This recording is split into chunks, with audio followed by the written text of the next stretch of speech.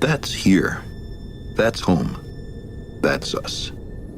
On it, everyone you love, everyone you know, everyone you ever heard of, every human being who ever was, lived out their lives. The aggregate of our joy and suffering, thousands of confident religions, ideologies, and economic doctrines, every hunter and forager, every hero and coward, every creator and destroyer of civilization, every king and peasant, every young couple in love, every mother and father, hopeful child, inventor and explorer, every teacher of morals, every corrupt politician, every superstar, every supreme leader, every saint and sinner in the history of our species lived there, on a mote of dust, suspended in a sunbeam. The Earth is a very small stage in a vast cosmic arena. Think of the rivers of blood spilled by all those generals and emperors, so that in glory and triumph they could become the momentary masters of a fraction of a dot. Think of the endless cruelties visited by the inhabitants of one corner of this pixel on the scarcely distinguishable inhabitants of some other corner. How frequent their misunderstandings, how eager they are to kill one another, how fervent their hatreds. Our posturings, our imagined self-importance, the delusion that we have some privileged position in the universe are challenged by this point of pale light. Our planet is a lonely speck in the great enveloping cosmic dark. In our obscurity, in all this vastness, there is no hint that help will come from elsewhere to save us from ourselves. The Earth is the only world known so far to harbor life. There is nowhere else, at least in the near future, to which our species could migrate. Visit? Yes. Settle? Not yet. Like it or not, for the moment, the Earth is where we make our stand. It has been said that astronomy is a humbling and character-building experience. There is perhaps no better demonstration of the folly of human conceits than this distant image. To me, it underscores our responsibility to deal more kindly with one another and to preserve and cherish the pale blue dot, the only home we've ever known.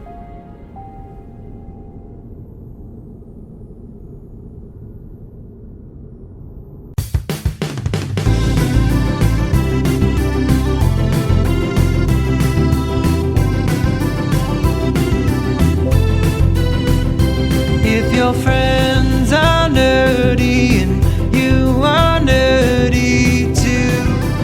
I want to talk to you, friends talking nerdy. Hey everybody, welcome to another episode of Friends Talking Nerdy. This is Tim Jousma, and with me I've got Her Holiness, the Reverend Tracy. How are you? I am doing swell, Tim. It's been a beautiful day of rain, and I had to go out and be around a lot of people, which did not put me in my best mood with everything else going on that I don't have to bring up yet. So what about you, Tim? How are you? Doing good. I did have to go to the store earlier today myself, but today has just mostly been wrapping up notes for the episode here, listening to the album that we're gonna be discussing at the end of the show, and also just keeping an eye on the news because something happened last night. You may have heard of it. A little thing called the election. What are your thoughts? Oh my God. Can I just say I am so glad I left Texas and the numbers show it. I'm honestly super shocked about that one. But yeah, so just to mention, it's 6:01 p.m. in Oregon on 11/4 Wednesday. So we're still kind of watching things. I'm pretty sure Tim and I both have this up in another window at this point. I've got 2 things that I'm watching, and so that might come up in the background. Just, fun note. We don't know. So it'll be a little bit of improv on our part, I suppose. I don't like the map in general, and it kind of makes me want to move out of the country. What about you? There was a great comment I saw on Twitter that I forgot that person's name, but they said, in hindsight, maybe the Louisiana Purchase wasn't such a good idea. And, womp womp. Yeah. I did to say it's just bizarre. In a lot of ways, I guess I can understand what happened in Germany in the 30s now, because seeing so many people celebrating over shooting themselves in the foot just doesn't, just seems bizarre. And the whole in Detroit, they got videos of like these protests that are happening outside of the building where they're doing the counting. Now, Detroit, in Michigan, the east side of the state is where the majority of the Democratic votes come from. Where I'm from in Grand Rapids is quite the opposite. But they have some protesters there that are saying stop the count, and it's just like for a political party that shouts left and right about wanting freedom. How is that freedom? How is stopping the count freedom? I don't even understand justifying stopping the count. Like, these are ballots that were clearly in by deadlines. I don't understand why this is up for question. I don't understand why there's anybody thinking it is okay to just not count votes because of, I don't know, that person may have put their vote in that ballot, like if they dropped it in a box on a Monday, like the big one, and if they don't pick up daily, I don't know the routine, by the way, in which how often they empty the drop boxes, but say they dropped it off on Monday and the person on top dropped theirs off, well, I mean, that person may have voted a while before that other one. And what, you're saying because it didn't get counted by a certain time o'clock that it shouldn't count because I won? I mean, hearing Trump's argument last night at his very frightening speech that he gave. First of all, he gave a great argument for why the Electoral College is bullshit. Because if saying it for years. Sorry, I've had friends that I've lost and had fights with about this, for just implying that there might be it, but. Go ahead. Yeah, I mean, just the whole argument of, we're in the lead in some places, but we're not winning. It's just like, well, yeah, I mean, talk to Hillary Clinton about that. She kind of knows a little bit about that. But just to your point, he openly said that in places where he knows he is going to win, the vote should continue. But in places to where he's likely to lose, the vote should stop. Oh, it's the same shit when he was trying to sue early on to stop some of the mail-in some of the states. In some states, but not others. Really? How do you not... It's difficult to not see. It's more blatant, I feel, than ever, because he just says it.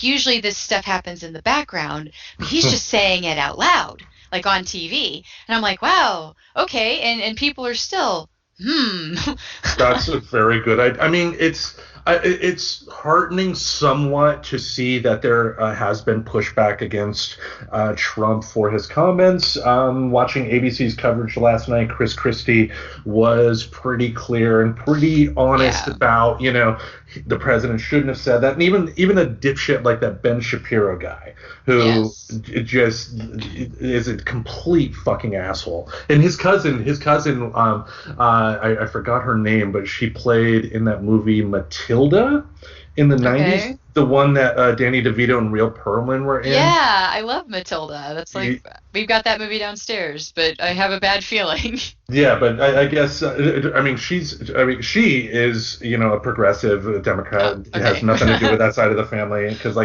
at one point she made an obscure tweet about a family member that everybody knew was about Ben Shapiro, but she didn't name him personally. But even Ben Shapiro came out and said, It's not wrong. The votes need to be counted. And I think about it like this: the fact that they are so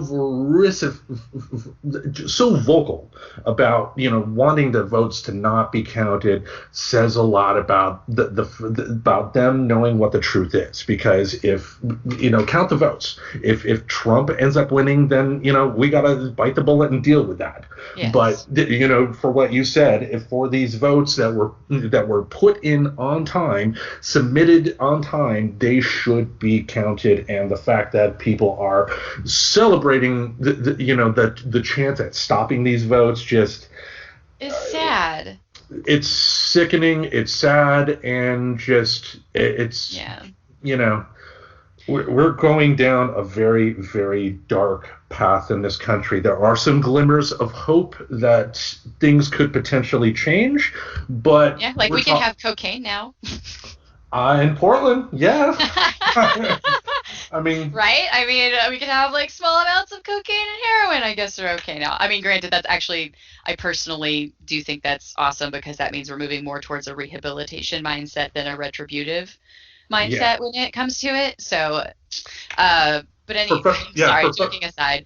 Yeah, no, and for folks that aren't aware of that, Portland did, it's not that they legalized hard drugs in Portland because they can't, but what they did is decriminalize small amounts. So basically, instead of going to jail, you're getting what's comparable to a traffic fine.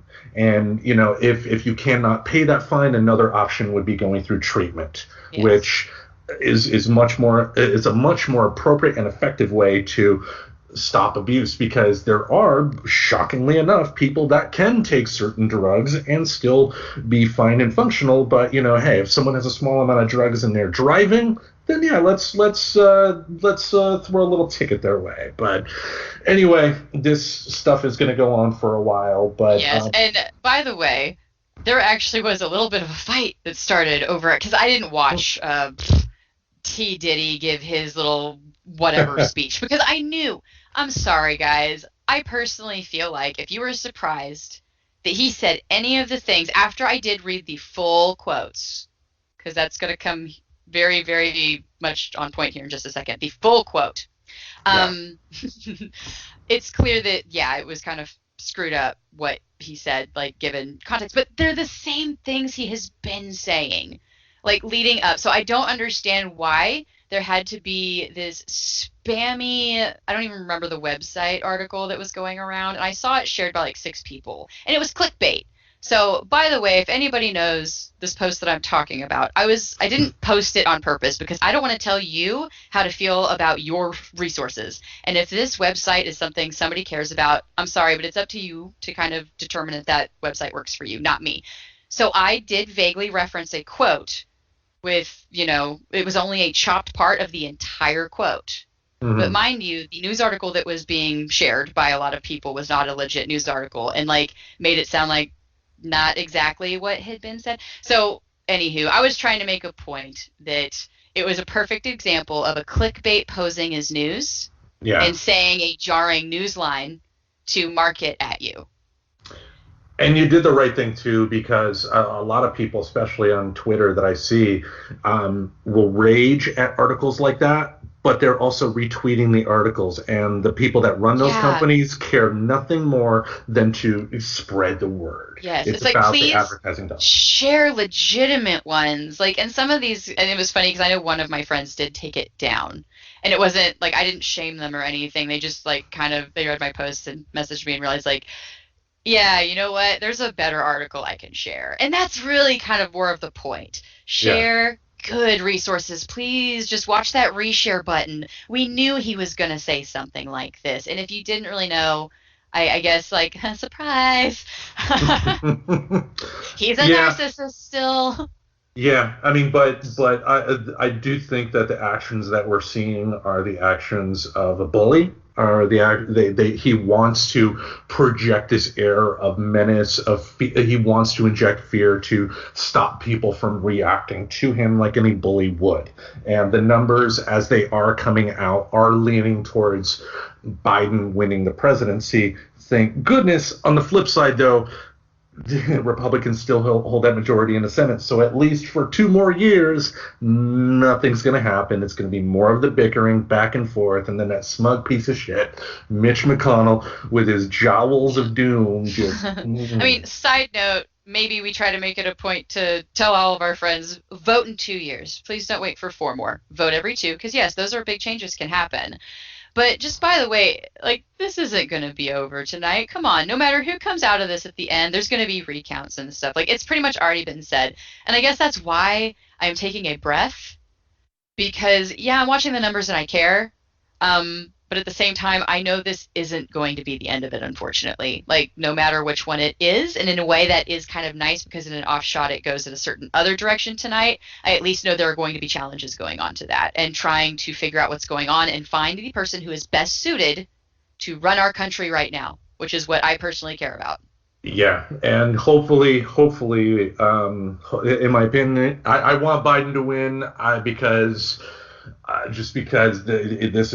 these past 4 years have been a major scar on this country, and if we continue down this road of just complete ignorance and beholdens to, I mean, because we are getting stomped on by the elite few, and they are laughing at us. They're laughing at this divide between us. They love seeing, like, there was a guy who interrupted a press conference in Las Vegas, who was just an ignorant bastard doing the whole stop the count, man. Just wasn't intelligent at all. But people are laughing at that. The people in power, because someone like Jeff Bezos, he's going to make a lot more money now, no matter which way this goes. And it just benefits them more and more. And people need to be more educated. I know what I'm going to do. I've made it a point, especially with everything going on, to make sure that I'm more educated than I have been, in terms of, to your point, reading the articles, making sure I follow news sources that are legitimate and not just, sensationalist or whatever. But man, just what a weird time we're living in, which kind of dovetails into what I wanted to talk about this week, and it involves the world of professional wrestling.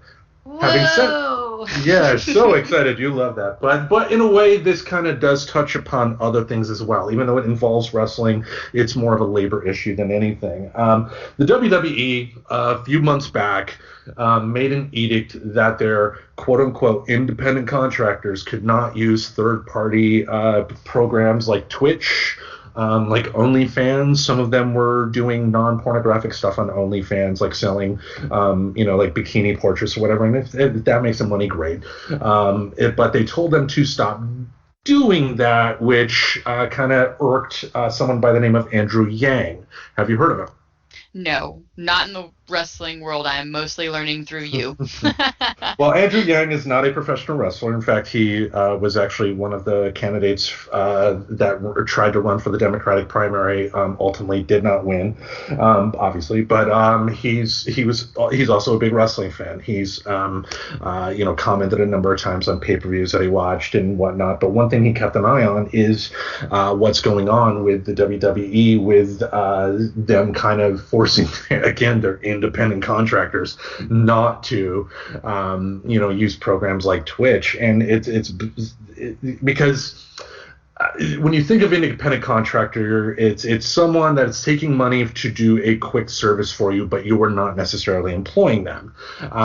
But with the WWE, their performers have to essentially sign contract. I mean, a WWE performer is not going to be able to show up on a competition like AEW show on Wednesday. They're not going to be able to, do it. They are essentially employees, but thanks to Vince McMahon and, throwing his money around to the Republican Party, it's funny enough, the reason that the WWE has been able to do live performances in Florida is because Linda McMahon, who was on Trump's cabinet, who was leading one of Trump's re-election campaigns, made a donation of $18 million to Governor DeSantis, and magically the WWE was able to perform live again. But just because of the pandemic, these performers, especially with stuff like Twitch, have been essentially making up for some lost income, because beforehand, before all of majority of their income would come through stuff like merchandising or live shows.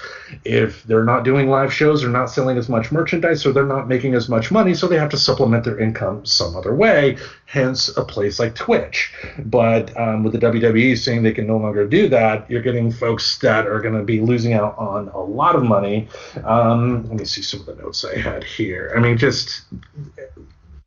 it's bizarre. It's the labor. The people in this country are so used to getting stomped on by their employers these days. Like, look what happened in California with that ballot that was defeated thanks to the efforts of Uber and Lyft. The Uber and Lyft spent over $200 million to fight against this measure that would turn Uber and Lyft drivers into employees. They are no longer, they are not employees now because those ballots failed. And I don't know. What do you got to say about it? I actually didn't follow California. I'm very selective on how much I'm letting in, just because, yes, I'm very invested in how the election goes, but I have to kind of put a cap on how much I follow everywhere. Like, right. I do think it's hilarious, like, how well notified I can totally be accidentally on who legalizes pot just by listening to NPR for 10 minutes on the way to the store. Right. But, like, I didn't hear anything about this, so that's kind of funny that I heard. But, it's OPB here, so it's going to focus more on the Oregon stuff, and that's why I know, unfortunately, Sarah Innero, because I had happened to, I thought possibly a move away from Wheeler might be right, but I guess this is how we voted, so here's where we're going. But, I've kind of focused a little bit more on some of the local stuff that passed, and not the Uber stuff. But as somebody who's driven for Postmates, that's interesting. I was kind of hoping it turned into more of, like, what, didn't they do it up in Washington, I think? Not familiar, because I mean, the whole argument when it comes to Uber and Lyft and with the WWE is that these major corporations are making billions of dollars off the backs of people that have no security.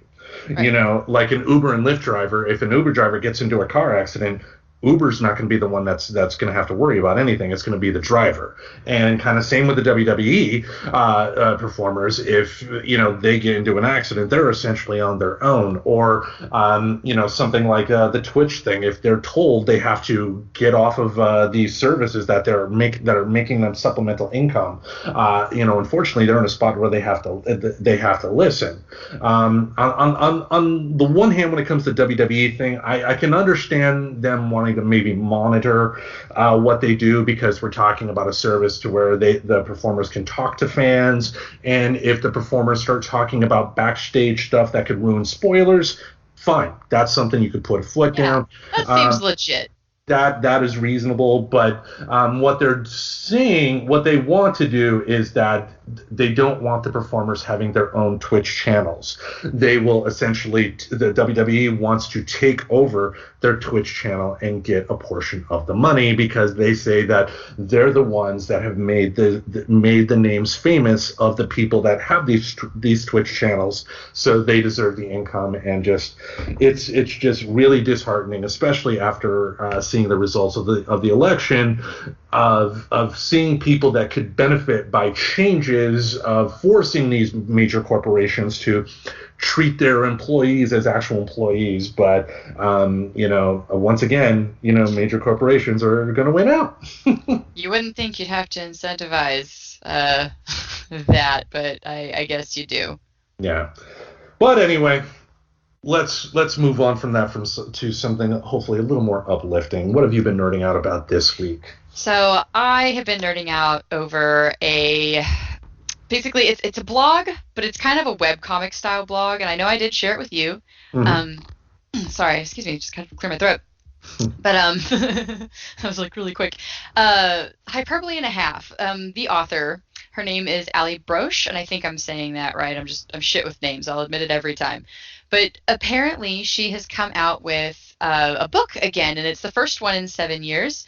It's one that I bought. She by the way, is probably my most favorite human that I have never actually met. Um, the author of, like I said, my all-time favorite webcomic. I guess a lot of people say it's not really a comic, it's just an illustrated blog, but I'm not going to get into semantics. The new one is called Solutions and Other Problems.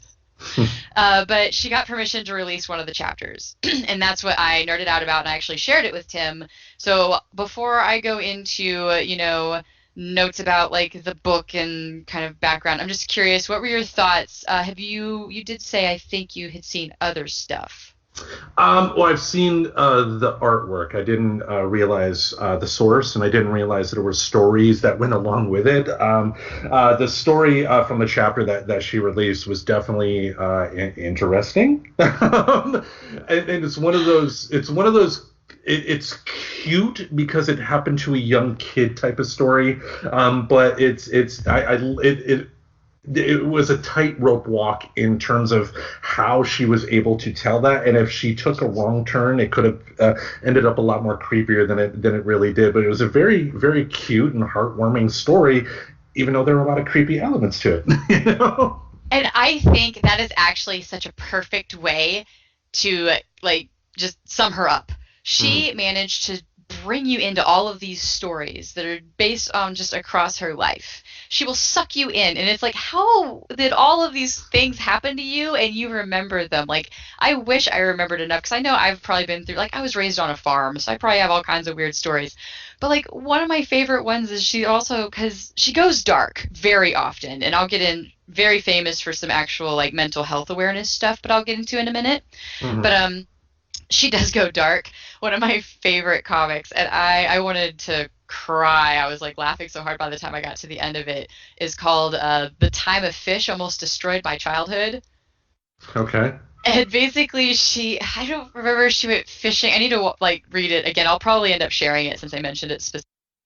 But she basically gets this fish and decides she wants to like dig a little pond like in the backyard. So it's another childhood story. And she like dumped her little buckets of water, but she's a kid and doesn't realize it's just gonna soak into the ground. Right. So it is a long story, but she manages to bring you in the whole way, and it ends up where she just like tries to kill this fish, like bludgeon it, because she feels bad that it's suffocating. And like it ends with like, you know what, I will not ruin the ending. I will save that for it. But yeah, so that being said, it is really funny. It takes like kind of a really dark humor there at the end of that one particularly. Yeah. But but that happens a bit. So it did make me kind of dust off the old book one. And in book one, I bought it after I had known about the website for a while. And I actually didn't know a lot of background stuff that happened with her with Reddit. So she signed a book deal in 2011. The book deal of the book that I wound up with that I absolutely love. But also famously revealed her struggles with depression both on Reddit and in her comic. And that is what I remember. And the two comics that they're talking about, I'm pretty sure, I mean, these would be the two that I think of with depression, because there's not like a lot that I could think of. But it's Adventures in Depression and Depression Part 2. And Adventures in Depression came out in 2011. And that was really important for me. Like when I saw that one, when she released that one, I actually remember it having a really big impact on my life, because it was the first time I like really related like on that level, and like it kind of felt relatable, like have somebody that deals with depression and anxiety. Like it's hard to, there's not a lot of stuff that's like, dude, that's what I feel like I get it. And because I used to joke that, not crying was a superpower. And there's kind of this point where she's like, I am invincible, because she realizes that she doesn't like cry or like emote anymore. And she kind of manages to bring you in and make you care and make you see that it's serious, but also makes it funny. She's delightful. I highly recommend. Whenever she came out about her depression and her thoughts of suicide in 2013, she got an overwhelming response from fans. 380,000 Facebook likes, 72 million website views, and she was just showered with thousands of comments of support. So she's just really kind of a great story. And she got a lot of people online talking about mental health, and I kind of thank her for that. Yeah. that's I can't say good enough things about her. I guess I kind of just nerd crush on her a little bit in a way, but I loved the end of the Depression comics, and she's got this really awesome, colorful, and her hands are up in the air, and there's a rainbow. And it's my favorite thing that's been my background so many times on my personal computers. It said, "Maybe everything isn't hopeless bullshit." So since we had to talk about like election stuff and things like that, I'm kind of glad that I can leave it at maybe everything isn't hopeless bullshit. We can have some hope. Yeah, I mean, I posted that on our Facebook page, that Monty Python song, "Always Look on the Bright Side of Life," last night, because in times like this, you have to. And to your point, it is anybody that can help legitimize the open discussion of mental health, needs to be applauded for what they do, because especially in this country, it's not encouraged, and the more it is encouraged, the more healthier I think we're all going to be. I mean, people need to feel comfortable, kind of, because a lot of times when it comes to like stuff like suicide and whatnot, it throws people for a loop, because like you don't necessarily see the warning signs until after the fact, because people are just trained to not want to talk about it, but the more we are open, the more we talk about it, the more we talk about our feelings, the more healthy it's going to be overall. And I think I mean, you could hear me flustered, talking about the election. I had points already, and then just all over the place. Oh yeah, and then we went on, but you know what, maybe it'll be good content. I think it was a good, we nerd out politically, and that's okay. Like, that is all gravy. But we wanted to end it on something positive here. So, definitely give, what was the name of it? Hyperbole and a half. And I'll make sure that you got the link, in time for putting up show notes and everything. But, lots more awareness out there. Keep the conversation open, because honestly, there's a lot of shit that we shove down as a culture that I don't think is healthy. And that's why I'm a big proponent of mindfulness and stuff like that, and looking into tools that work for you, because our health system just doesn't seem to be jumping to the task of helping with this. No. One thing that can help, though, especially in times of quarantine, and especially in times of being stuck in your home with any number of things in the news today, is binge watching. We are ready for the Nerdy 5 this week, and our choice was our top 5 favorite shows that you can binge. You're the one who brought this to the table here. What was the reason behind that? So, just in case, maybe we have to lock in again, I thought, like I might be at this point, many of our listeners might be kind of tapped on their Netflix from the first time we had to go through this, because we haven't had a lot of content come out since. So I wanted to try to put together some things that I thought maybe wouldn't end up on any other top 5 list, but I really enjoyed it. And I did want it to be complete seasons, because if you're going to be locked in, whether it be because we actually do have a lock-in, or, some places of employment, if you're sick, you're home for 2 weeks. So what are you going to do? Yeah. So these are just some things that I thought they were good to watch. I'd like to share them in general if anybody wants something to watch all the way from beginning to end. All right. So, as usual, we'll go through our list kind of back and forth here. Let's start off with your number 1. What is the first one on your list? So, my number 1, have to start with pirates. Who doesn't love pirates? There's a show called Black Sails, and it came out in 2014. Do you know Black Sails? Sounds familiar, but it's nothing I came across. Tell us about it. I don't mind. So, prequel to the novel Treasure Island. It's actually set about 20 years earlier, which was really interesting about it. It also does feature a lot of real-life pirates who were fiction in the show. Like, this isn't a true story, so this is not, a biopic or anything like that, or a bioseries. But real-life pirates who are fictionalized in this show include Anne Bonny, Benjamin Hornigold, Jack Rackham, Charles Vane, Ned Lowe, Israel Hands, and Blackbeard himself. Ooh. But it was really cool. It actually kind of focuses on the hunt to seek out the Spanish treasure. It's on, I think it's the Urca de Lima, because by the end of the show, they were just calling it the Urca. So it's like, I think it was De Lima. But, I guess the Treasure Island treasure had to come from somewhere. So this is the originating story. It mostly focuses around that. It kind of takes us up to the very end, them trying to get the treasure and how it gets lost.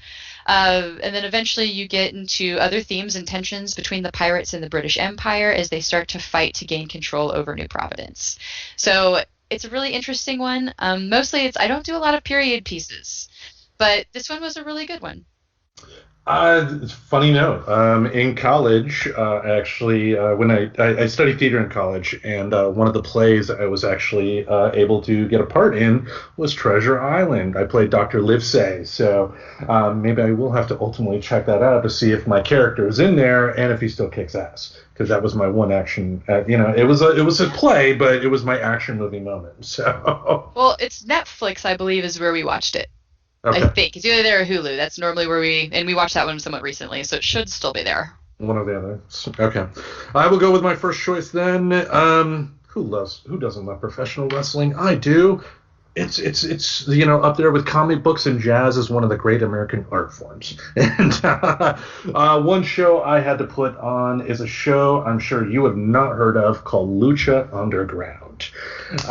It was a show that was on the El Rey network. El Rey was created by Robert Rodriguez, and Robert Rodriguez is actually one of the producers on the show, along with Mark Burnett. Mark Burnett was the creator of Survivor.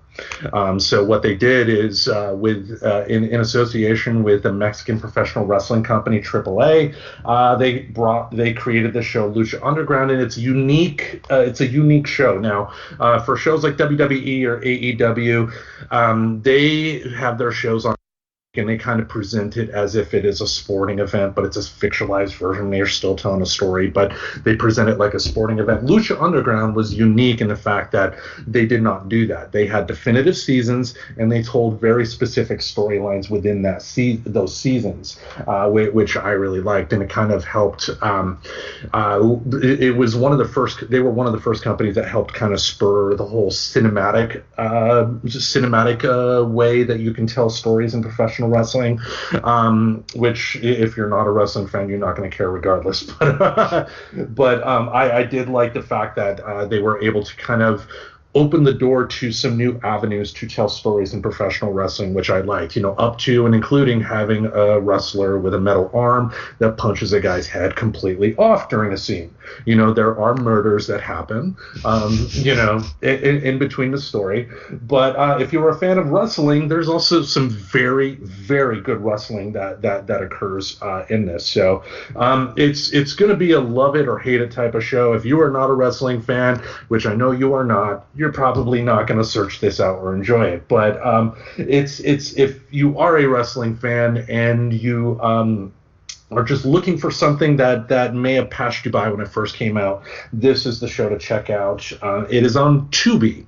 That is an app similar to Pluto TV, to where you get a bunch of content that you can watch, but you got to deal with commercials. Oh me, oh my! I think there are worse things in the world to deal with. But for the amount of talent that you have on that show, for what they were able to do for professional wrestling in terms of opening, because they were also too one of the first companies that opened the door for intergender wrestling, and which I thought they handled it really well. It wasn't like every single match was an intergender match, but they played it just right to where they acknowledged the physical limitations female performers had against the men, but were able to show that the female performers were thinking strategically and trying to look for their opponent's weaknesses and all that stuff. But really good show. It's on Tubi. What is your next choice? So my number 2, this isn't what you would call like a traditional series. Like, it doesn't have multiple seasons, but it was like a four episode run, if you will. But When They See Us, it came out in 2019. Did you see that one? No, I did not. Looks like Mr. Reverend is dropping off some tea for you. Yes, Mr. Reverend is dropping me off some soup that I'm sure is hot and I will get later. Oh, and candy that I will not eat. Look at that! Magic hands. Don't mind us YouTube folks. This is a YouTube exclusive, folks. But, go ahead. Oh, anyway, so When They See Us. Did you get a chance to see When They See Us? No, I didn't. I didn't see When They See Us. Okay, When They See Us is really good. As I mentioned, it's not like a traditional series. It's just like a 4. So really, it's like a mini. There's a term for that, isn't there? I mean, like in America, it'd probably be miniseries.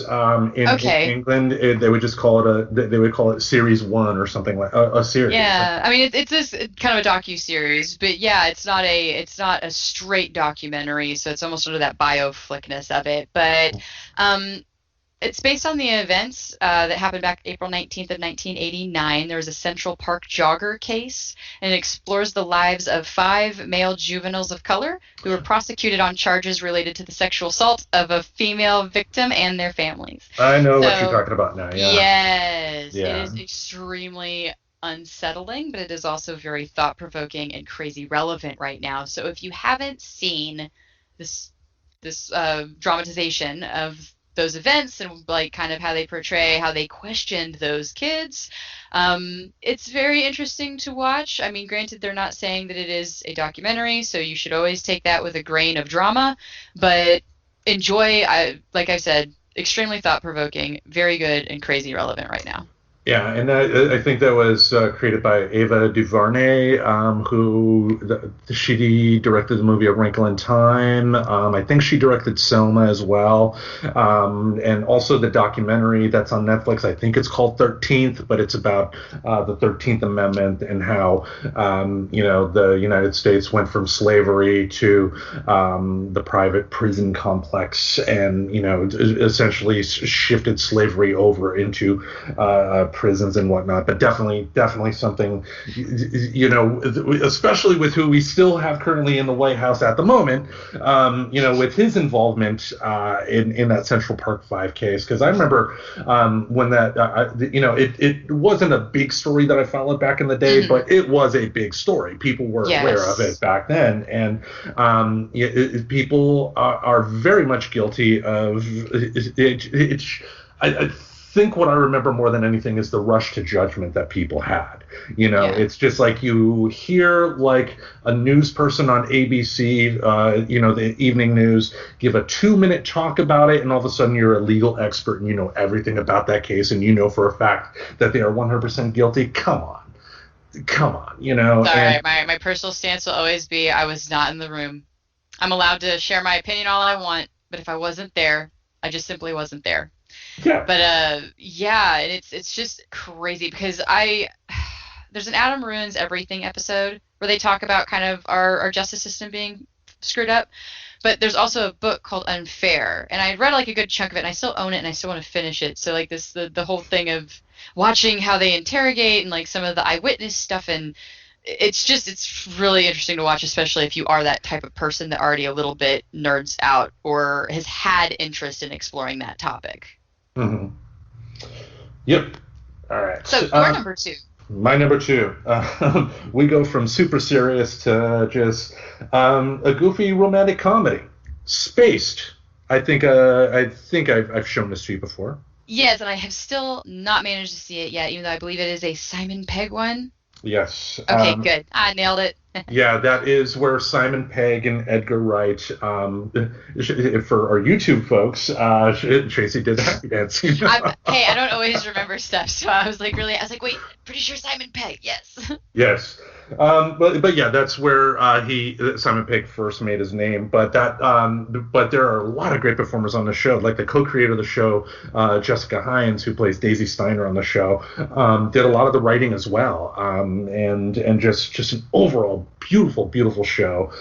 It starts with two people, Tim Bisley, played by Simon Pegg, and Daisy Steiner by Jessica Hines. Tim is breaking up with his girlfriend and needs a place to live. Daisy is living in a place to where she doesn't want to be anymore. She needs a place to live. They happen to meet up at a cafe, become friends, and then discover an apartment that's available, but it's only available to couples. So they pretend to be a couple to get the apartment. And it's they call it series in England, so it's 2 series long. Each series kind of tells its own individual story, but both together tell one overall story, if that makes sense. Yeah. But it's just really funny.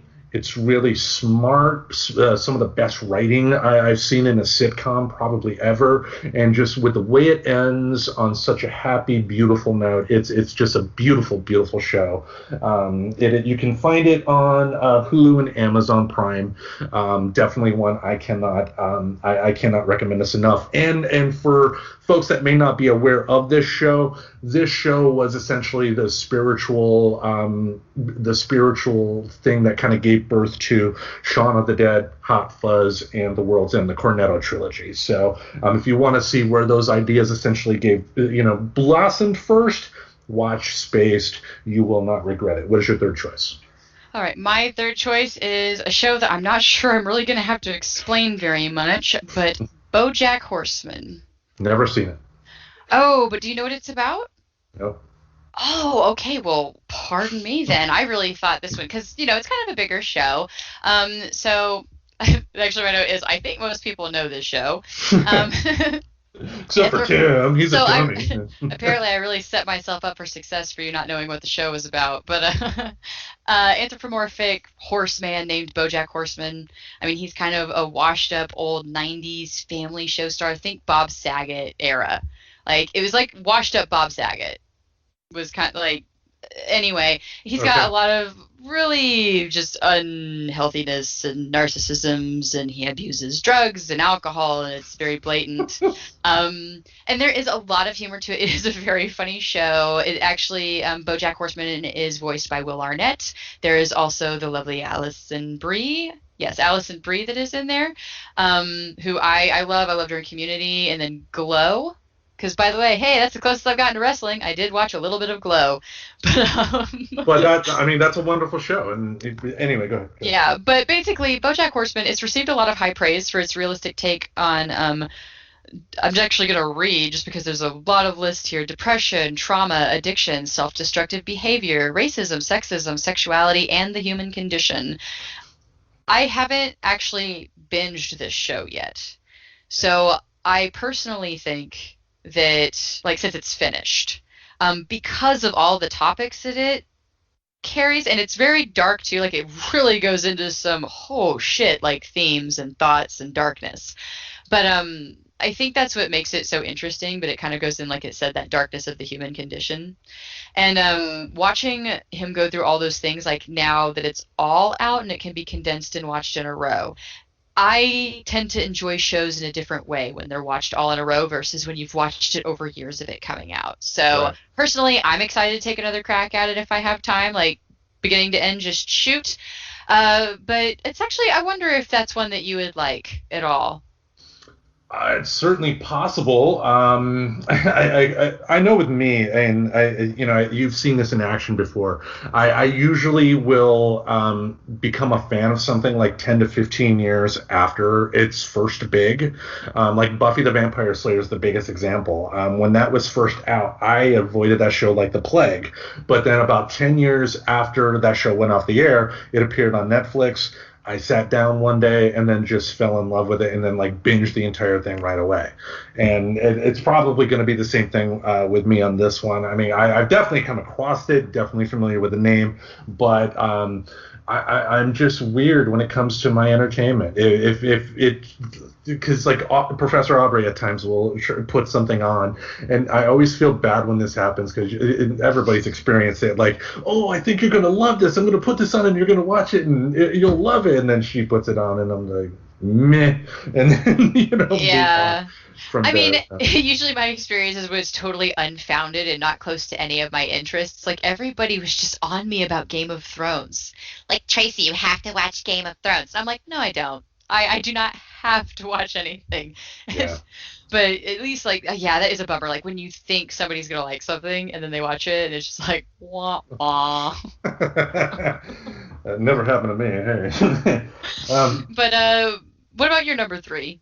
My number 3 recently debuted on Disney Plus. One aspect that some folks were not aware of Disney purchasing 20th Century Fox was the chance that was the fact that if I can talk, Yeah.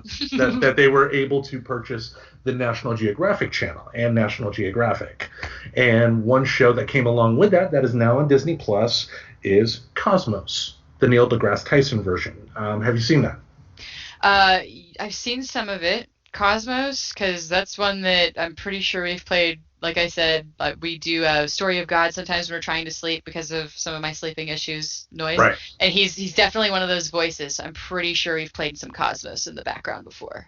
Yeah, it's that show when it came out, when it first came out was right about the time that I accepted the fact that I was an atheist. So it was nice kind of hearing the history of science and how it kind of has battled against the religious forces for the longest time.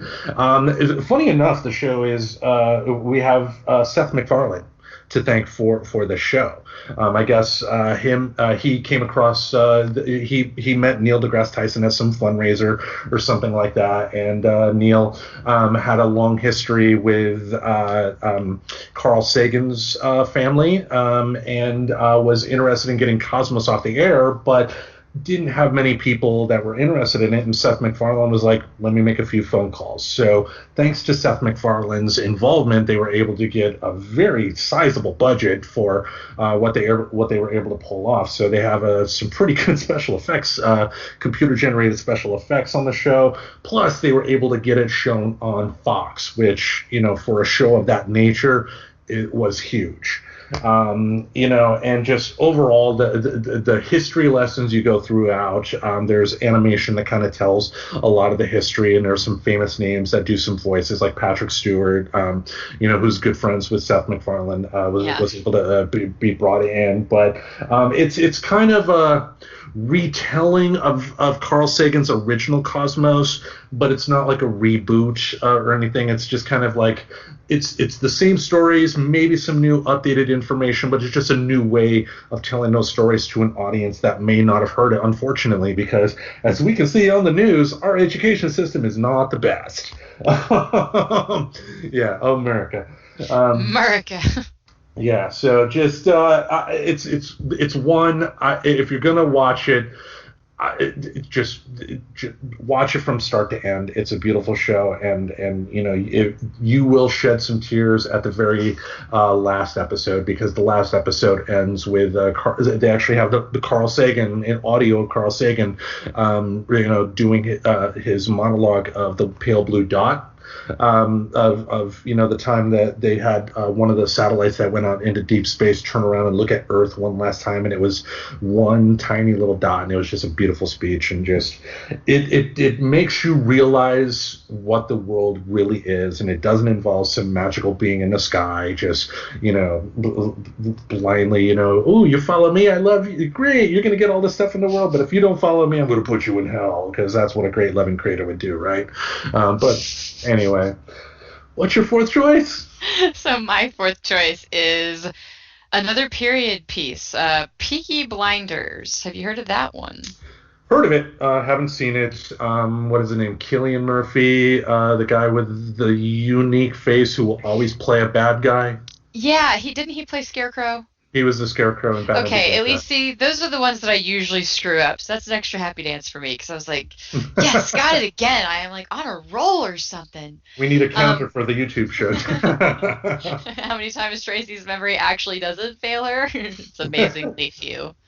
Anyway, so Peaky Blinders, like I said, I don't usually do period pieces. That's why I just kind of threw these two on there, because they are really good. And it was actually something my husband was watching, and I slowly got pulled into it. I don't think I would have sat and watched this show. And technically, Black Sails, same thing. It was something that he'd put on, and I kind of like, oh, okay, this is actually really cool.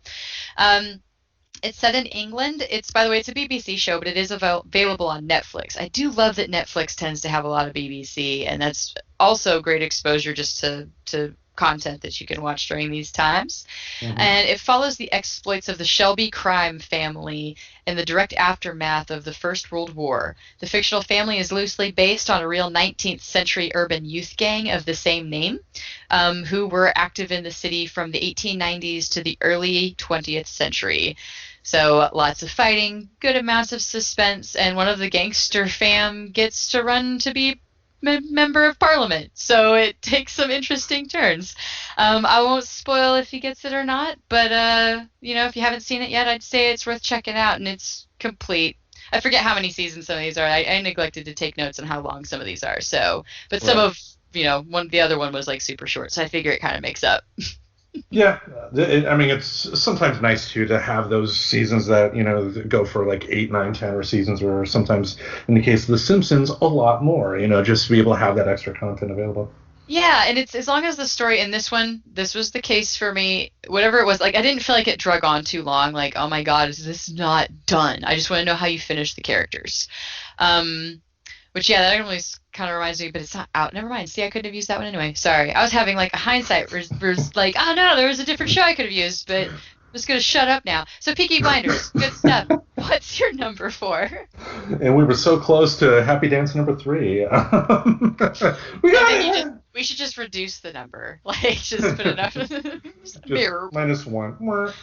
Okay, my number 4. It is currently on Netflix. I believe it was on Showtime before, but it's a little show starring Bruce Campbell called Ash versus the Evil Dead. Have you watched that? I have not, but I feel like that's one that's been recommended at me before. Have you seen any of the original Evil Dead movies? No. Oh. I know. People find it surprising how little, because aren't a zombie movie? No, yes? Technically, not. It's not a George Romero type of zombie, but there's a lot of they call them deadites. It's in the story, so it's like people get these spirits that inhabit them, but then they can turn ugly throughout. The original movies were done by Sam Raimi, who went on to do stuff like Spider-Man. He's going to do Doctor Strange and the Multiverse of Madness, his first movie in the MCU. But Bruce Campbell is a freaking legend. One of my favorite movies is Army of Darkness. Not just because he mentions my hometown in his big boomstick speech halfway through, but I love this show. One reason I really love it is that the production, it was filmed in New Zealand, but you wouldn't know that if you grew up in Michigan, because Sam Raimi, Bruce Campbell, the producers, all Michigan born. So the little touches they had in there, like there was a hospital scene they were in at one point, and they had a soda machine, and the soda was Faygo. Faygo is a regional soda, made famous by the Insane Clown Posse. But it's one of those deals that if you're in Michigan, you would definitely recognize that. And they had like Tigers banners everywhere, and they did a really good job of making it feel like you were in Michigan, even though it was done in New Zealand. The same team that did this show was the same team that did shows like Xena, Warrior Princess. So it's no surprise that Lucy Lawless is in the show and plays a major character. She's I'm not going to spoil it, so I'm not going to go into too much detail here, but she has a wonderful time chewing up the scenery. And I mean, if you're a fan of Lucy Lawless, you're gonna really enjoy what she does with this show. But it's funny as hell because if you're familiar with Bruce Campbell, he can be sarcastic and just that cocky jackass type of character.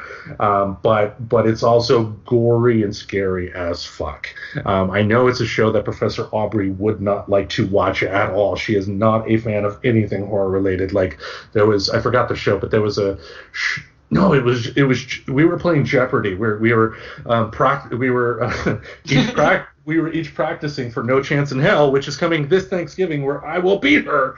But we were practicing by playing Jeopardy on the PS4, and I had turned the music off, but the announcer was still on. So what it would do, it'd go to the Jeopardy screen, loading, quiet, absolute quiet, and then the announcer, "This is Jeopardy!" It just like really loud. I mean, it didn't say it like that, of course, but it was just really loud in the speaker, and I knew it was coming. And then I, just did a, click like boo type of thing to her when it hit. She didn't like that, but. So it's nothing she would watch. No, she wouldn't watch Ash versus the Evil Dead, but to be fair, I might not either, because depending on the gore and stuff, it surprises a lot of people given that I do haunt work. I'm not super into a lot of gory movies, and I still struggle with zombie movies. So It's the type of gore. If I had to describe it, it's not like a Eli Roth type of torture porn type of gore. It's not like Saw. We're just talking, just like the original film, lots and lots of red dyed Caro syrup. Okay. Just lots of blood everywhere, and there's lots of jump scares and scary stuff like that. So it's not like, it's some of the stuff you will see in horror today, because I think horror has gotten a little ridiculous with not trusting the audience to make up something scary in their own minds. They want to show everybody everything. But anyway, that's enough of me rambling about my number 4 choice. What is your last choice for the Nerdy 5? So my last choice, I wanted to put in one that I'm pretty sure is just a one-off, one-season elimination-style show, because it was just kind of interesting. But it was called Win the Wilderness, and it was just released in 2020. Have you heard of Win the Wilderness? No. Tell us about it. So 6 couples basically compete to prove that they've got the survival skills to win the deed to an extraordinary home deep in like the wilderness in Alaska.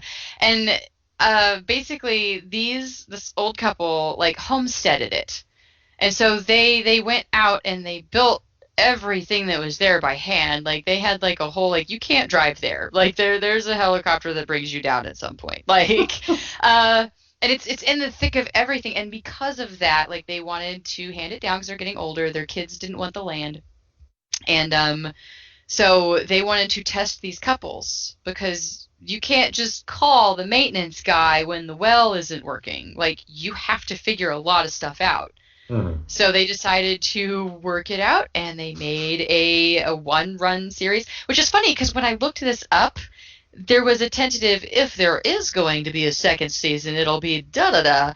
I'm like, but the house got given away. So do you just have like plentiful houses stuck in rural, like way out there areas that like people are ready to do an elimination style show to give it away? Like, I'm confused, but maybe they'll do a celebrity version. I don't know. I don't know, but anywho, it's really interesting. So it's like couple teamwork. It's an interesting style of elimination show, and I can't think of really others like it in that sense, because you're test driving living in this house that you are going to live in. I mean, if we're talking like couples and teamwork, I think The Amazing Race has some elements of that. And now the pairs that they have on The Amazing Race aren't necessarily couples per se, couples in quotation marks. It could just be 2 friends, but these are people that know each other, that have a relationship, that work it out through The Amazing Race. And there's a lot of good teamwork stuff. I guess what I mean is, you don't win the race and then keep it at the end. True. Like, I mean, they're working and they're competing on the land, and then they live there. And then it was an interesting side note, because this all happened like right before COVID. So the couple who did win like couldn't get back to the place because COVID happened. And I haven't looked to see if that's updated since. But I don't know. I would like to think maybe they figured out how to get them back there by now, but not sure. Either way, it's a really, really interesting show to watch. I thought it was a really fun little run through. Yeah. And then, so your number 5. My number 5, I had to go with probably the first show that really I ever binged from first to last, and that was a show that you can find now on Hulu called 24. I'm sure you've seen an episode or 2, or at least know the format. Basically, you got it. I've seen an episode or 2, and I basically know the format. Yeah. For folks that don't know, each season of the show is one 24-hour period in the life of federal agent Jack Bauer, who has to stop terrorists from doing terrorist things. To be fair, I will fully admit that the show is not without flaws, because of how the United States has done TV shows for the longest time, especially on network television. There are some times where an idea like this, that is a great idea for 1 or 2 seasons, can be dragged out a little bit longer than it needs to. But the beauty of 24 is that I think of it kind of like a series of books. We take Harry Potter. It's possible to read like book 2 in Harry Potter and that's it, and you get one self-contained story in book 2 that you can read. But if you wanted to read more about it, you can read the other books and know about that history. It's kind of the same thing with 24. Each season has its own villains and whatnot. But you think back to season 2, and because I caught season 1 on DVD. The first season of the show wasn't a huge rating success, but when they sold the DVD, a lot of folks like myself caught up on it and were really excited about season 2. And I remember in season 1 they introduced this character by the name of Mandy, who in the very first episode, they try and position her as just a passenger on the plane. She's sitting next to a guy who's going to go take pictures of Senator David Palmer and whatnot, and you just think they present her as if she's just some ditzy woman who thinks, oh, a hot guy, I'm going to have sex with him, which she does in the show. But then you find out she's a terrorist. She ends up blowing up the plane, and like jumping off the plane and whatnot. But the reason I bring her up is that they, at the end of season 2, and I'm just going to give this spoiler because it's been more than 10 years since the show's been out. Oh, yeah. I feel comfortable with that. So at the end of season 2, everything is working out.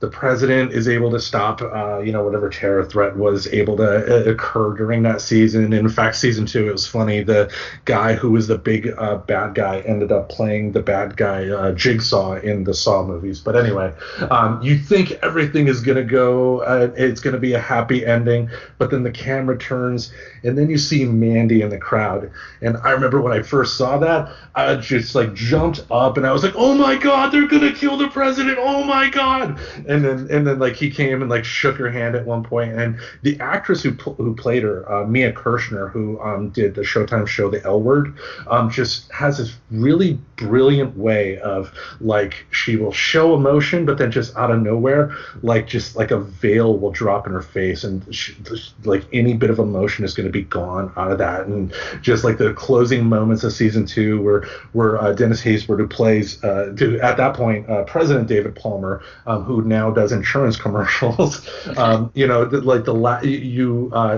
hear like him breathing heavily, and you hear his like heartbeat kind of fading out, and it's just like, they killed the president, oh my God. And just it's a wonderful show. Like I said, it's not without its flaws. I will be the first to admit that, but the beauty of 24 is that you can just focus on one season and kind of get it. There's a lot to watch in here, and I like the fact too that they were able to bring in a lot of great character actors. Like Xander Berkeley. You probably aren't familiar with him in terms of being able to picture him, but I can guarantee you've seen him.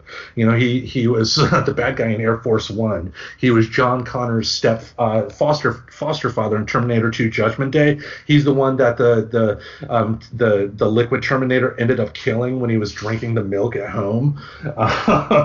Just a lot of great actors. It's a great show. Like I said, it's on Hulu. I can't recommend the show enough. But the Nerdy 5 is in the books for another week.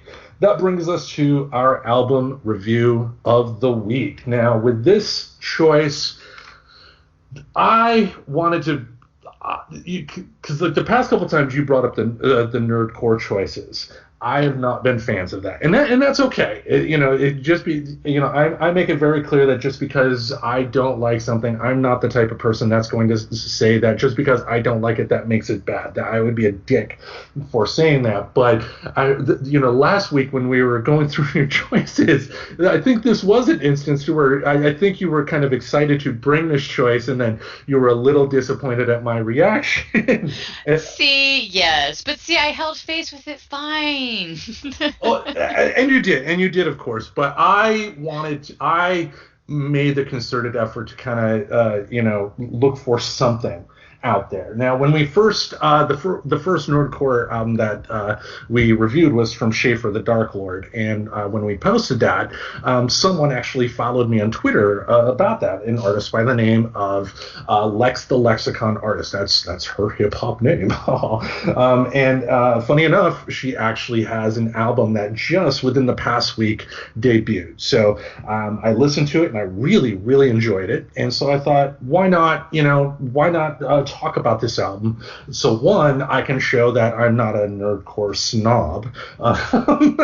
And two, he could just prove that the Reverend Tracy has shit taste in nerdcore music. No, I'm just kidding. No. No. Actually, the two that I like also have very good fan followings. So just some lighthearted trash talk. Yeah, and well, to people that made wonder why, it's like I want to show that I'm not that I don't want to. I'm not the type of person that's going to blindly dismiss something just because the one or two choices I've seen haven't been my cup of tea. So we're going to review her the Lexicon Artist's new album, Lex and the City. Now, before we begin, what were your overall general thoughts of this album? I'm pretty sure I have a new favorite album that will end up on.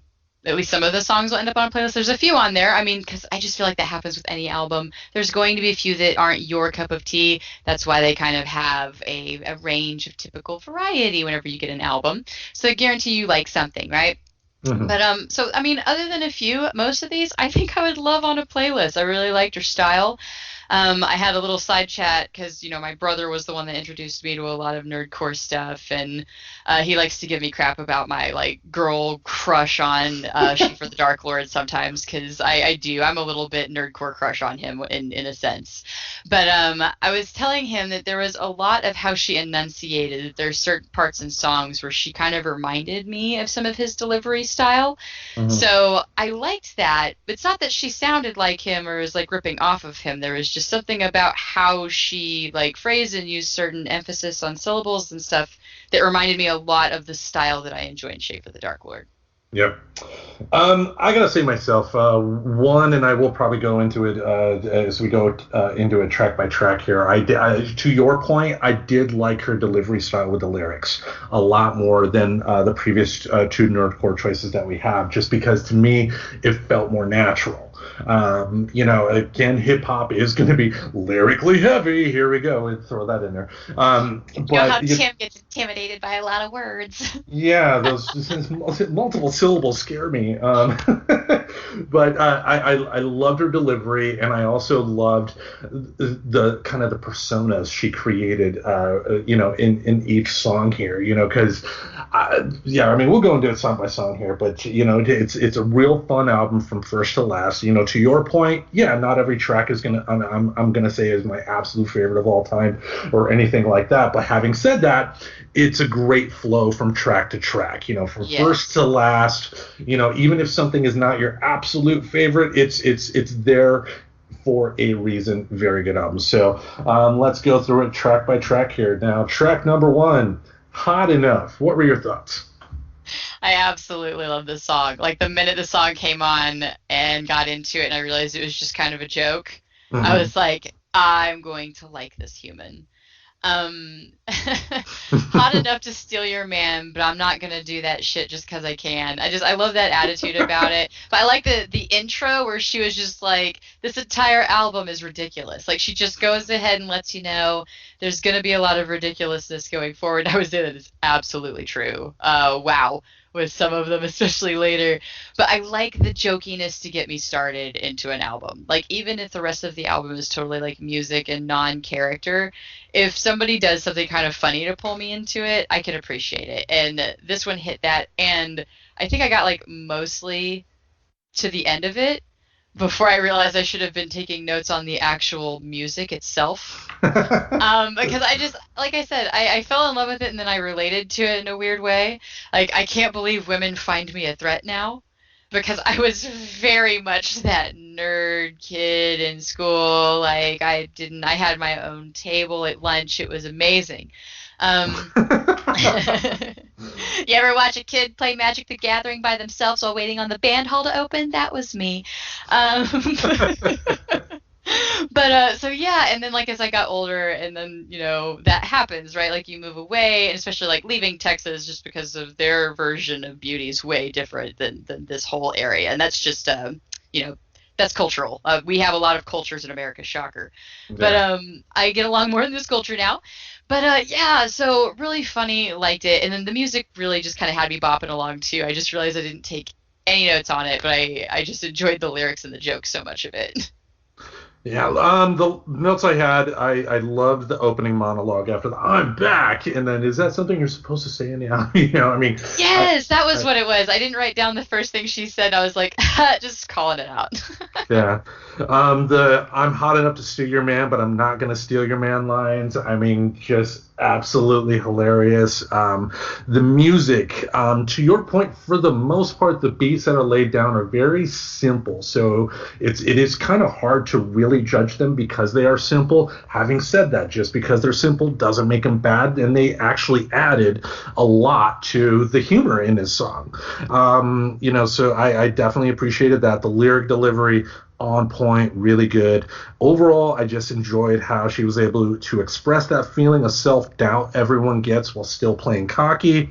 In a way, I was reminded of like superhero movies, like when the superhero first discovers their power, and then you have that scene like in Spider-Man, the original Spider-Man, when he first learns how to shoot his webs. He like leaves school and then learns that he can climb up a building and start swinging everywhere, and I kind of get that feeling here, like she's discovering that that others find her attractive now, and she has this power to break up relationships, but she won't do that. Just I just a fun way to start everything off on the album here. So track number 2, Hotel Bed. I'll go with my notes here. The simple keyboard riff to start things off was a nice touch. Sometimes musicians want to jam as much as they can into a song, not realizing that sometimes less can be more. If it's a simple riff, but it gets you moving, it's going to be good. The song is kind of an ode to casual sex and cheap motels. I would be shocked if Gangster's Paradise didn't influence this song in some way for the chorus, because it did kind of have that, like the rapping and then kind of the singing part, which kind of made me think of that. So I don't know if it was intentional or just coincidental or something like that. But once again, loved her delivery. It celebrates the joys of casual sex too, which is not necessarily a bad thing. And the shout outs to the cheap motels at the end, I laughed. I mean, just one hell of a song. What did you think? Pretty much the same thing. I said I like from the beginning, basically the beat and the little drum kit, I think kind of effect is how I would describe it. And I like that it kind of carried through the song, but it kind of worked. It goes back to kind of what you said in the beginning, that it's not anything complex, but it is well done. It is simple, but well done. I think that's a good way to kind of put some of the beat work in, because really most of them I liked it. I liked the work underneath the lyrics too. This song to me had really kind of set that initial impression. Like the first song I heard, I thought there's some ways that she says things that kind of reminds me of Shape of the Dark Lord's delivery. If I do call him STD, by the way, that's like just another. I've got it abbreviated, and he refers to himself as STD sometimes. So that's what true fans say. Yeah, we guess so. But anywho, so these two together, like there were parts of it for some reason that reminded me of. He's got a song called "I'm a Ghost."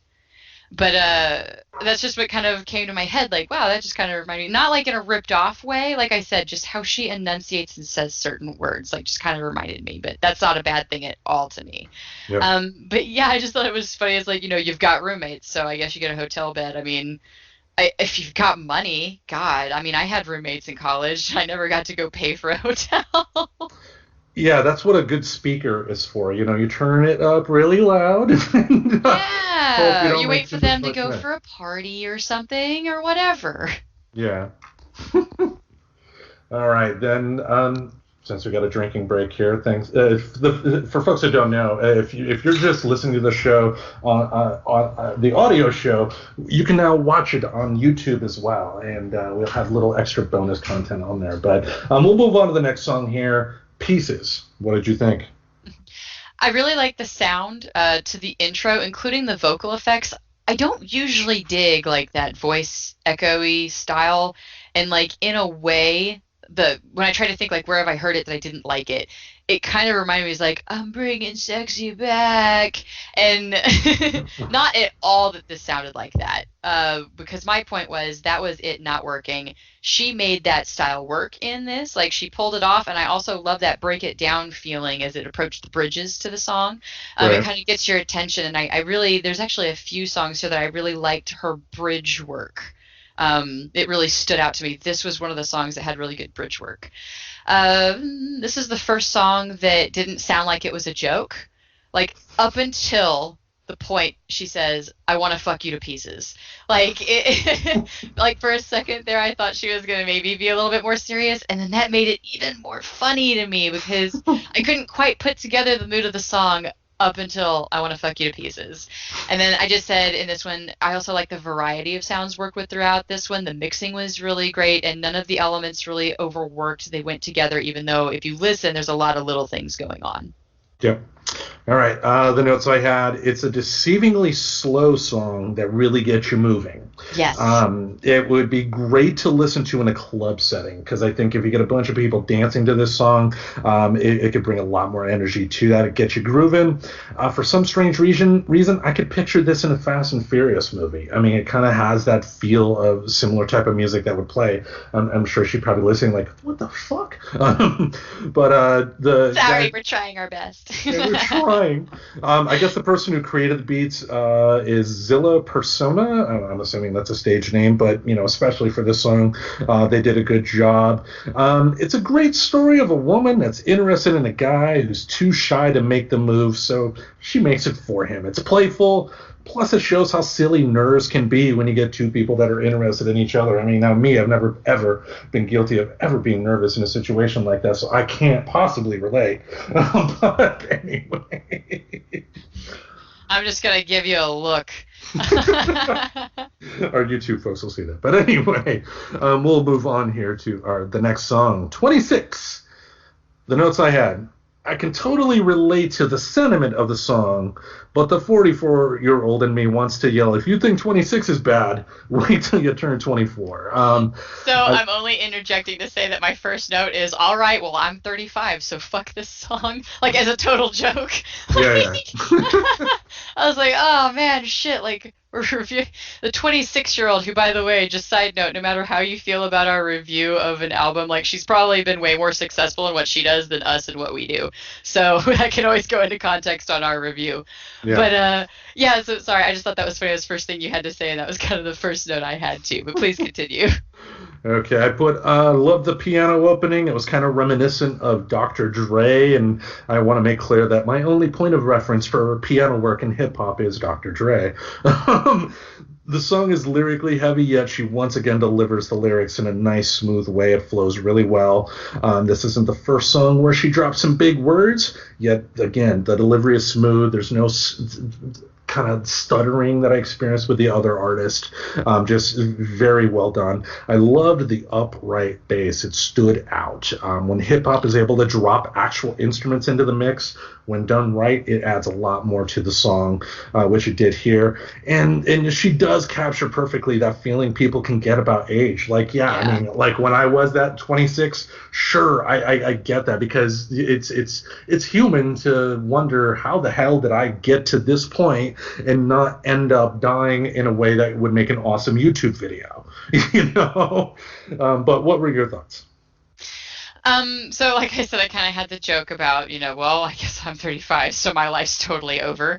Thanks, and it goes to I really enjoyed the beats and everything. Again, like what you said, the piano, the bass. I like her work with everything that she did there. For me, it wasn't my favorite song on the album, and it wasn't because of the age joke. For me, a song really has to be the part that makes me move. Like, the first time I hear it, I wish I knew the words. Usually, like, in this one, it was almost like the opposite. Like, I almost wish I knew all of the rap parts, and I could have kind of done without some of the chorus. Mm-hmm. And I don't know if it just hit that just over that little bit of the repetitiveness, and it was just because of how many times she said 26. And then the keyboard matching with it. And that's not even really that bad of a thing. I was mostly trying to figure out like why I felt the repetitiveness like got to me in the song, and I think it was just because it matched like with her tone as she said the word. I don't know, that's just probably overanalyzing it, but but I did really like I guess it was interesting to like all of a song except the lyrics, or not the lyrics, the chorus. Got it. Okay, we'll move on to the next track here. I hope I'm pronouncing it correctly. I think it's Igao Face. Agi, yeah, because see, and I listened to it before we got recording because I Yeah. want to try to remember some of the beats and stuff a bit better. I was Agi Hayo, I forget. I'm sure she's hopefully gonna have a laugh at how bad we're butchering that. But Yeah. did you want to go first on this one, or did you want me to? Well, what were your thoughts? This one kind of took me back to clubbing songs. You know, actually kind of, in a way, it reminded me of a little bit of Missy Elliott. I don't know if anybody would agree with that, but again, that goes into the kind of songs that played back when I went clubbing. But I was just about to think, okay, this might not be my most favorite.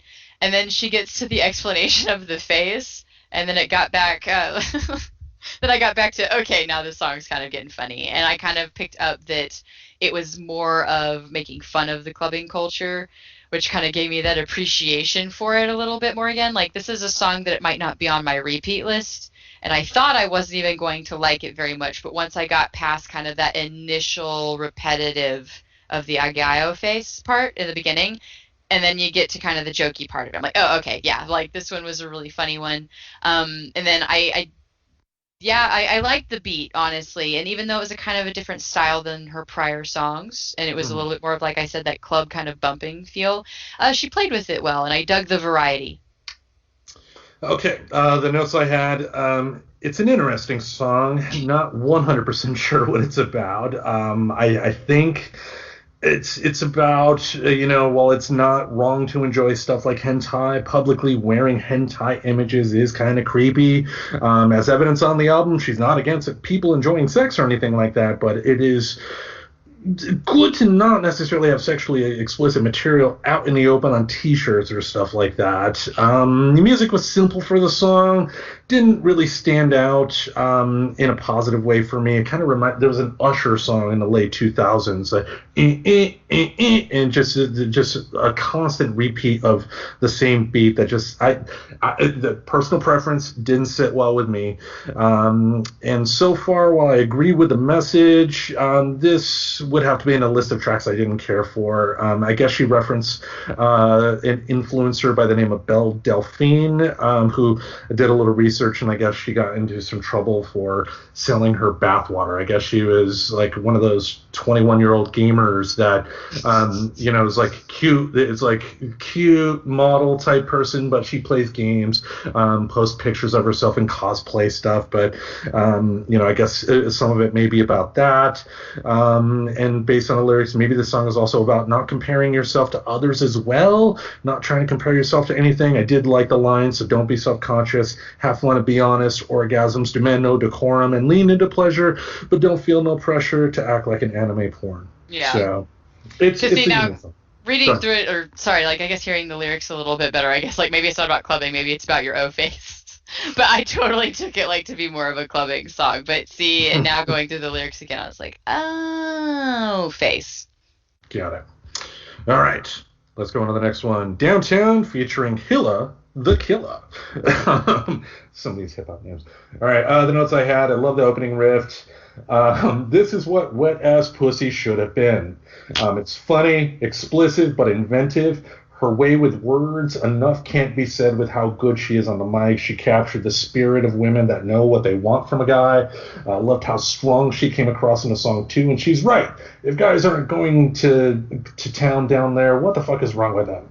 The music for the song, while on the simple side, really adds to what she's trying to accomplish here. It makes it funnier by being more serious. What did you think? My first note is, well, a song about eating poon, ladies and gentlemen. And I didn't really know what to say at first, but I enjoyed it. And it's great that you also mentioned WAP, because I want this song to get mainstream just to watch all the people who had a fit over WAP, like, just have a fucking heart attack. It was really funny. I liked the beat. I dug the effects. I thought it was really fun altogether. And then I'm sorry, her saying, I think it was, I'll eat your fucking ass out so good you can't even speak.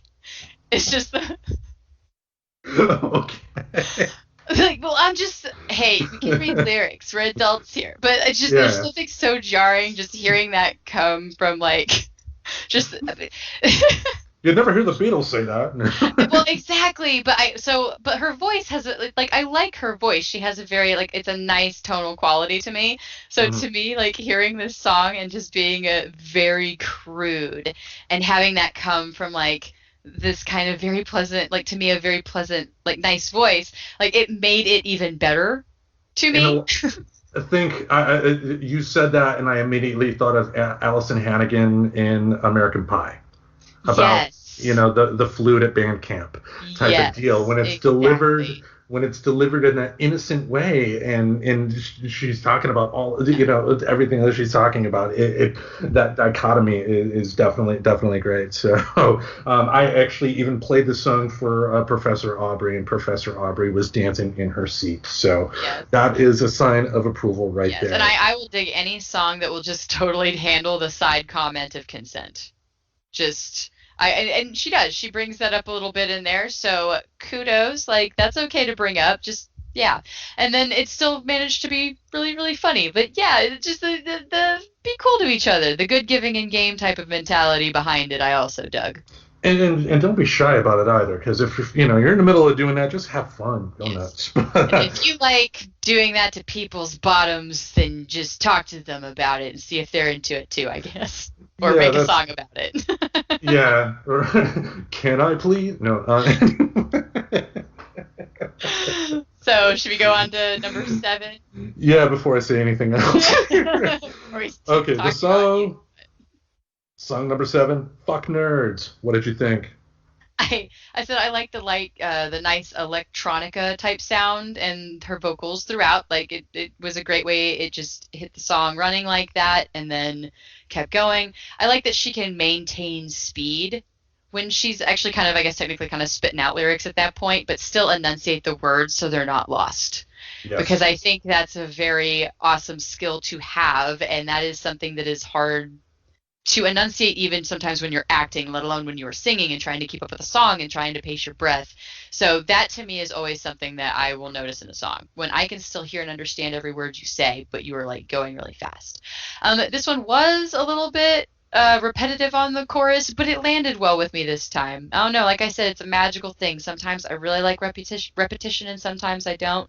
But this one, all throughout, I like this song. It would definitely be on a playlist for me. Nice. The notes I had, I love the opening beats, the franticness. It gets you moving. It sounded a lot like the hip hop band Run the Jewels, and I'm not 100% familiar with that band, but I know they did. They used one of their songs in the trailer to Black Panther, but it just is a very similar type of sounds. Don't know if it was intentional or coincidental or not, but and I put she's right in the song. Nerds are so much better at sex. All the cool popular people may not think so, but nerd culture for the most part has been more sex positive than anything else than I've experienced. Give me a nerdy girl any day of the week than some cheerleader type fuck them. Anyway, Yeah. I good mean, song. Go ahead. yeah, and I like I said, I kind of like that there's that because it goes back to I guess I'm just crushing on Schaefer the Dark Lord with it again, but he's very open about like some of his sexuality and sex stuff, and a little bit in therapy, a little bit in the other works and albums that he did. So I dig seeing it being covered, that people are into sex and different sex things. Yeah, it's the one genre that I feel like actually kind of touches on it in a way that is funny, but also kind of still manages to touch on kind of that, like, I don't know, just the acceptance policy of it. Yeah, I mean, there are people that engage in lots and lots of sex that it's still fulfilling in their lives, and it should be, we should have that open discussion about Yeah. that, so. And sex skills is really like an individual thing anyway. Like, just because you're a jock doesn't mean you're good or bad either. Just throwing that out there. I'm just saying, if you got a nerd, give him a chance. I know they may surprise you. Yeah, didn't you learn anything from Revenge of the Nerds? Come on. Certified nerd. Such a creepy scene, like nowadays. Just sorry, that scene is so creepy now if you think about it. But anyway. It's been a long time since I've seen that, so let's not even go there. All We right. won't. Yeah. All right. Last track on the album, Asian American Beauty. I'll go with my notes here. Nintendo opening beats. It sounded like the opening sounds kind of like sounded like it came from like an old video game. And I put a song celebrating her ass. It's not really, but there's much more to it. Of course, it's about how, in the grand scheme of things, the idea of beauty is not on some definite scale. Beauty comes in all shapes and sizes. What's considered beautiful today may not be considered beautiful tomorrow, or it may be defined in one way in one part of the world and differently in a different part of the world. Ultimately, it's about accepting the beauty within you, because you're not going to. I mean, she talked about how, like, in one part of the world, the fact that she has a decent sized rear end was not looked at so well, but then when she went to another part of the world, that made her all the rave at parties, And being sarcastic, but you get my point. It's just. If you don't have that self-love, you're not necessarily going to find that the love from other people as well. But what were your thoughts? So the first note I have is a strutting song. Like I've told you, like there's just something that just makes you move your shoulders side to side, and I really love the energy. And another song where a lot of effects were being used, but they were used really well together, and it immediately made me want to move like that. I don't know what it is about a song that makes me feel like it should be accompanied with like a pimp stride, but I love it immediately. Like most people are into anthems. I like pimp stride songs, I guess. And I think I'm going to have the term Asian American booty stuck in my head for some time, but it's really catchy. I really liked it.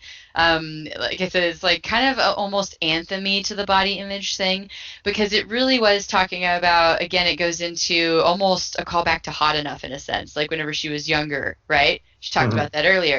And then she's talking about where she was from, right? She couldn't find anything that kind of fit her right. Like nobody had like a big booty where she was from, Right. And then she starts like trying on clothes from here, and she's like, what was it, an Asian girl with a Brooklyn booty, I think is what she said at one point, or something like that. I thought she said Brooklyn booty because the just easy to remember that. But I love the one part, and I love a song that can talk about accepting your own beauty and still take just that 1 millisecond to shout out to other people and be like, oh, by the way, like, you're all great too.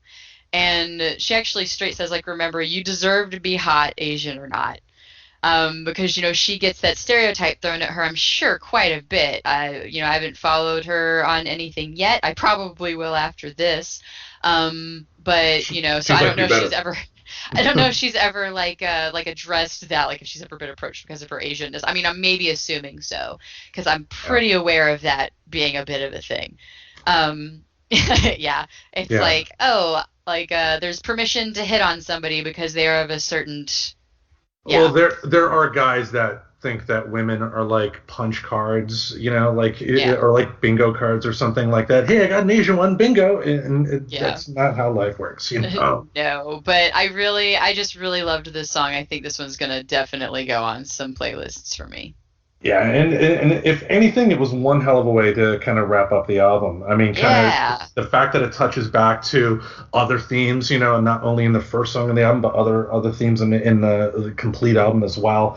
I'm glad I took the time to dive in and give this a listen. I really enjoyed it, and I will definitely check out some of her other work. So I assume I can speak safely for you, and that you will do that as well, correct? Oh yes, probably will be. I've told you, really the music I've been listening to, the albums have been the most music I've listened to in a long time.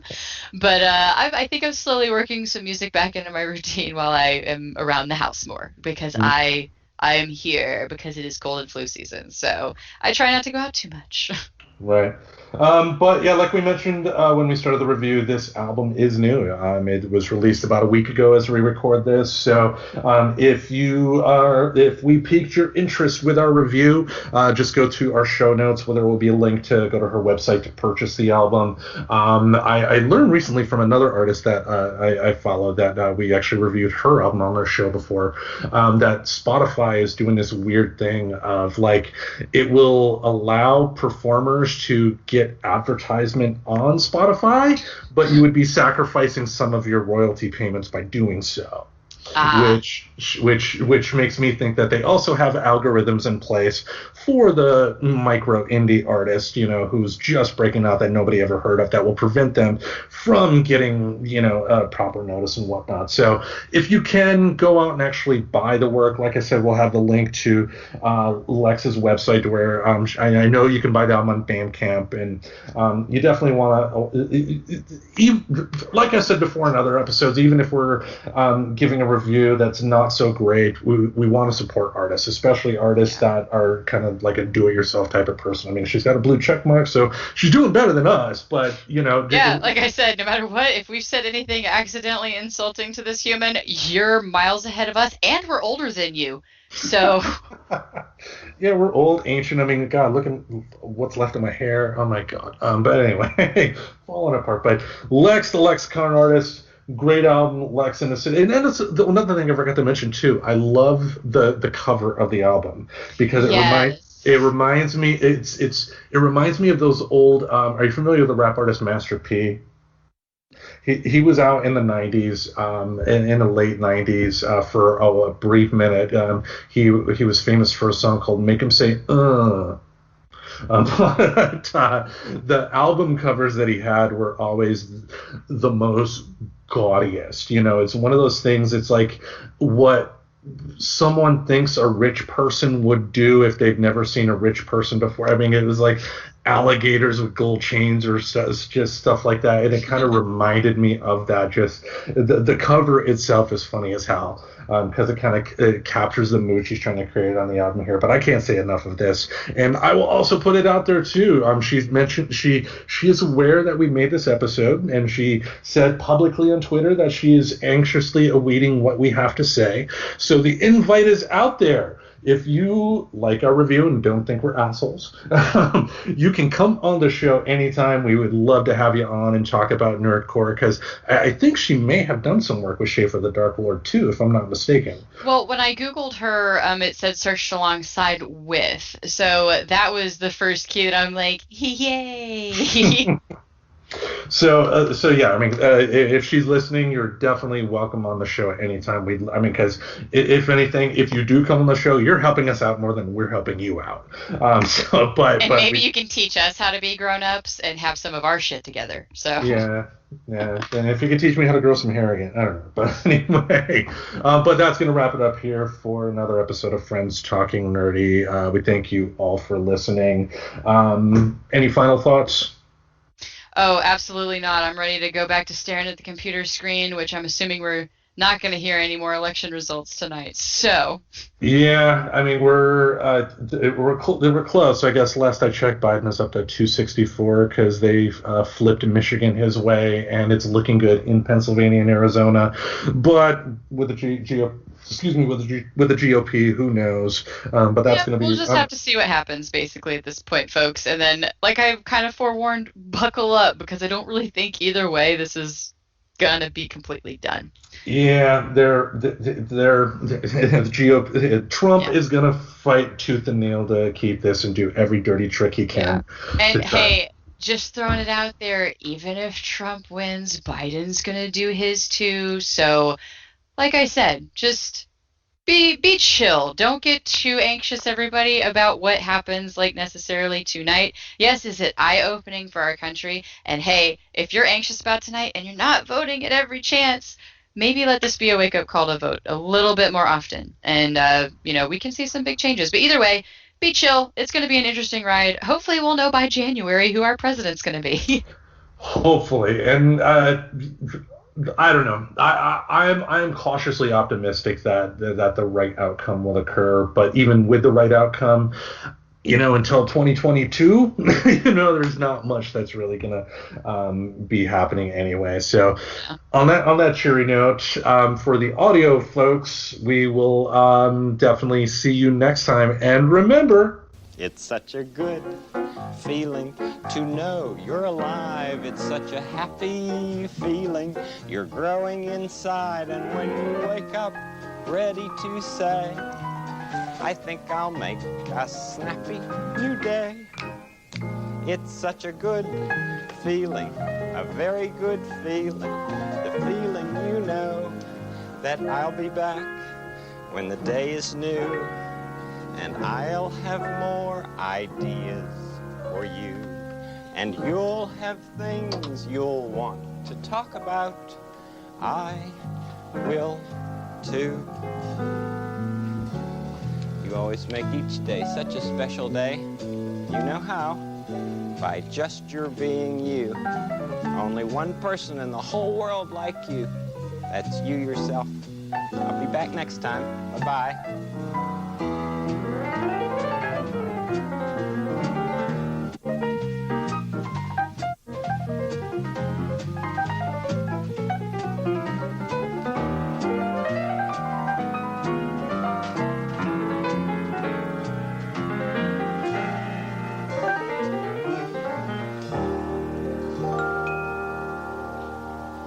Subscribe to Friends Talking Nerdy on iTunes, the Google Play Music Store, as well as Spotify. Remember to support Friends Talking Nerdy on Patreon. Goodbye, darling.